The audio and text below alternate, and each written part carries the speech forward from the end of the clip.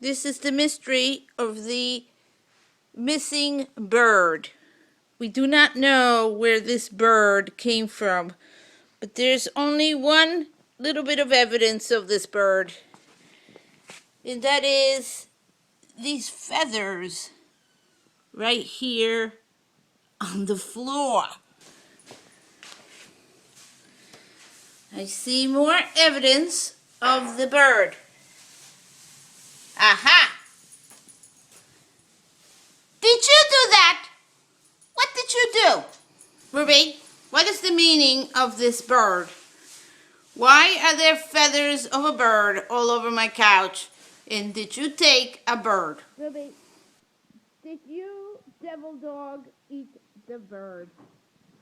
Did you bring a bird to the house and not show it to me and then eat it on the couch while I was on the phone? Is that what you did? Shame on you, Ruby.